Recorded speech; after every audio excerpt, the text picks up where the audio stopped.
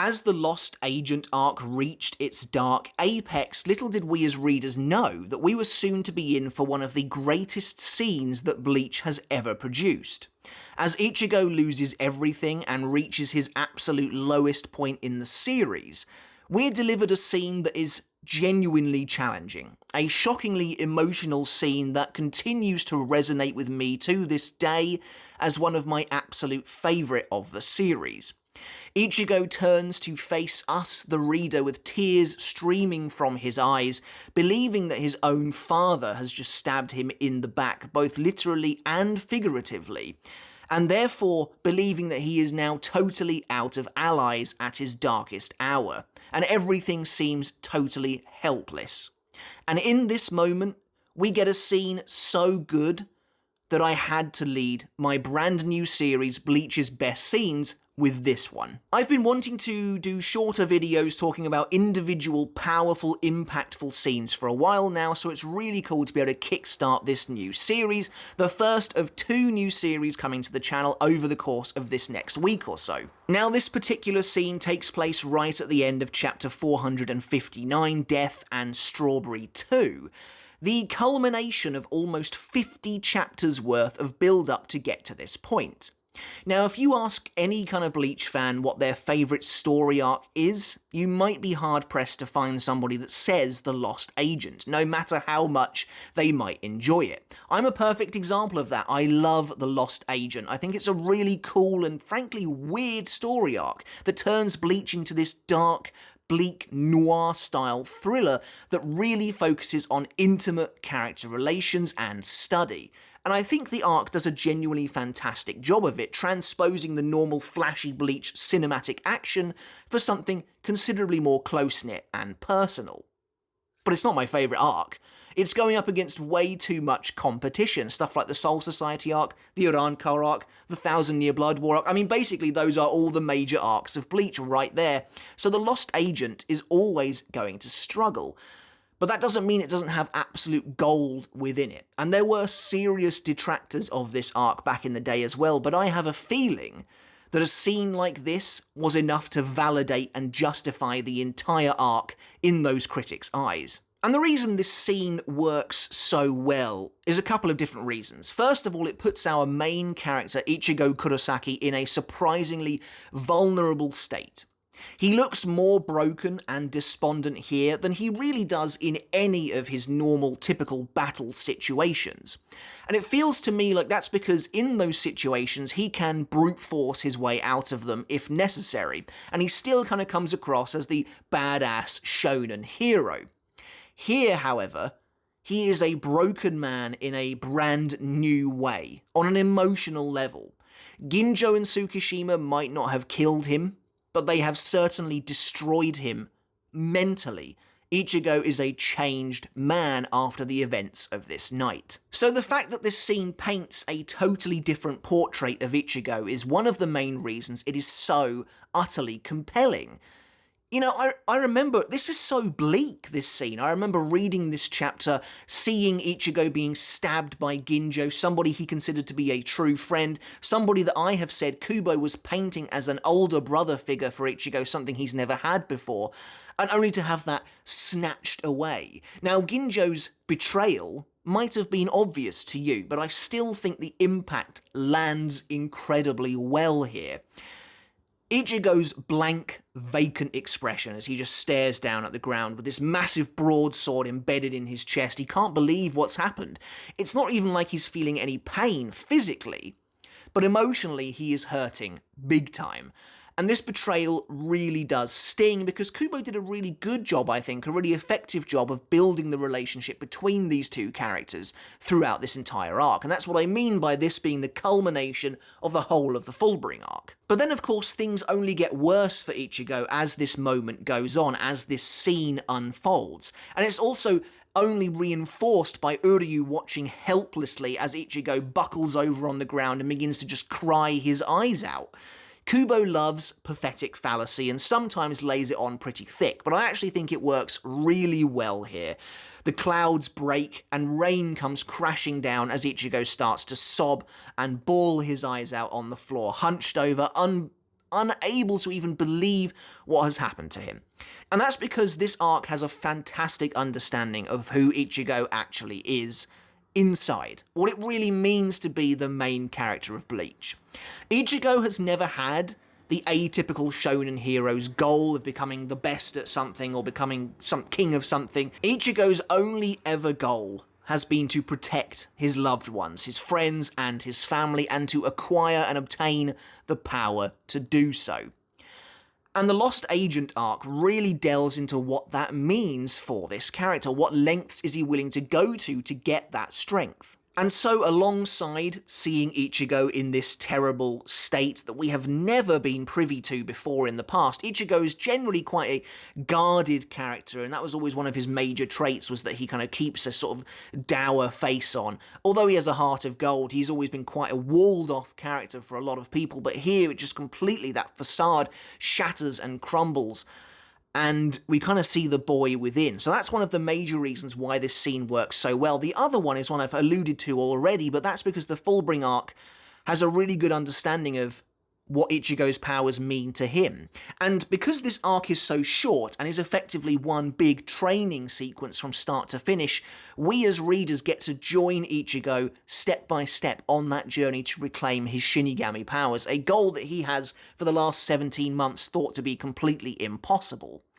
So when this carrot is finally dangled in front of him, admittedly by a mysterious group, but Ichigo is willing to look past that because he's so desperate to get that strength back again. And we see Ichigo going through the trials and tribulations of trying to learn and acquire Fullbring, whether it's fighting Mr. Pork in the dollhouse or fighting Jackie, or of course the ultimate trial going up against Tsukishima and the way he has effectively mind-controlled, not quite, but basically, all of Ichigo's friends, turning that one thing that's closest to Ichigo against him, his family as well. It's a real rollercoaster ride of emotion. And Ichigo has been really struggling mentally throughout this entire arc. The darkness that clouds this arc isn't literal, although it is in a sense, because a lot of this arc's major moments, unlike other arcs in Bleach, are set at nighttime, which really gives it a very cool and sinister feel. But mentally, Ichigo's all over the place in this arc. He is being openly manipulated by Ginjo to turn against characters like Isshin and Kisuke because they're being a little bit secretive, so Ginjo uses that against Ichigo to make him kind of start to unravel and lose his mind. And of course Tsukishima pushes Ichigo to the absolute brink of true despair by using those closest against him, turning them into really effective weapons for Ichigo's psyche. And so that is why, again, this scene where Ichigo turns to his father after being stabbed through the back, after having lost everything, seemingly, he turns to his father and thinks that he has now lost those two as well. These two characters, Kisuke and Isshin, who, Ichigo probably assumed were invincible. Only the likes of Aizen can bring these guys down, and yet to see them supposedly turned against him as well, that's the end of Ichigo's whole world. And he thinks that he thinks it's all over at that point. That's the one time I think I have seen Ichigo well and truly resigned. And that to me is what makes this scene so strong. So at the very start of this scene, we get that crucial betrayal from Ginjo. He stabs Ichigo in the chest and takes all of Ichigo's hard-earned Fullbring powers. There's a really wonderful panel where they all kind of just break free of Ichigo. These tendrils of power get absorbed by Ginjo's sword. And that's a heartbreaking moment for Ichigo, because you see his inner thoughts. He says, I lost my Fullbring. Everything I have worked towards, everything I have done has been for this. And you get to see the faces of Chad and Orihime, his friends who were once his friends but have now turned against him. Was even that in vain? Because at this point in the story, Ichigo was hoping to kill Tsukishima, something we've discussed previously on the channel about how Ichigo reached his darkest moment in the series. He was willing to kill Tsukishima with this new, somewhat alien power that isn't really his, but he had obtained it anyway to try and free them. But now that he's lost that power and was unable to kill Tsukishima, his friends are maybe now gone forever. And Ichigo is just left to wallow in this notion, as Ginjo, swaggering, decides to just leave Ichigo alive and says Tsukishima will never see him again. And there's a great throwaway moment here where Tsukishima, this totally like psychopathic, sociopathic, really amoral villain, turns to and says, oh, he's crying. That makes me feel really bad. Now, he does have a small smile on his face, so maybe he is mocking Ichigo here, but there's also a chance he's not, and he does genuinely feel some kind of remorse for what they've done. And the fact that even Tsukishima, of all characters, is mentioning that shows you how messed up this moment actually is. One thing that's not talked about enough is that Ichigo, despite all of this, despite having all of his powers stripped from him, doesn't totally lose that fight that's in him, that burn that is in his heart. He doesn't totally lose it. Because Ginjo begins to walk off and Ichigo says, give it back. You know, he's on the floor, tears coming out of his eyes, running down his face, but he's like, give it back. You know, like, don't, that power is mine, give it back to me, you know, I earned it. And Ginjo's like, what? You know, I gave you this power. If I want to take it away, it's mine to do so. And Ginjo's like, you're lucky I'm leaving you alive now that you're worth nothing to me. And I just absolutely love, particularly in the anime, because I think it's really effective, but I just absolutely love it where Ichigo is like clenching his fist and he's like, Ginjo. And he gets on his feet, like ready to attack Ginjo, and he just screams at him like, Ginjo! It's like, that is like such a good moment, because despite losing everything, despite being stripped of his powers, despite the pouring rain pelting him, Ichigo's still ready to fight for that power to get his friends, to save his friends. And it's so good, but at that moment Ichigo is stabbed through the back by a mysterious sword, and it's in this moment where Ichigo's resolve totally melts away. Any resolve or strength that he had just managed to muster up to try and presumably futilely attack Ginjo is completely evaporated in this moment.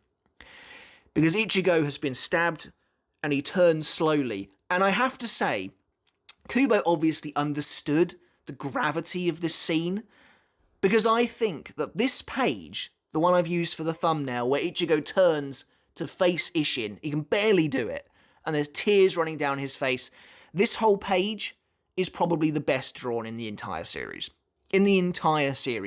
And the Lost Agent's art style is really nice in general. It benefits greatly from the slower pace, the fewer characters, the lesser action.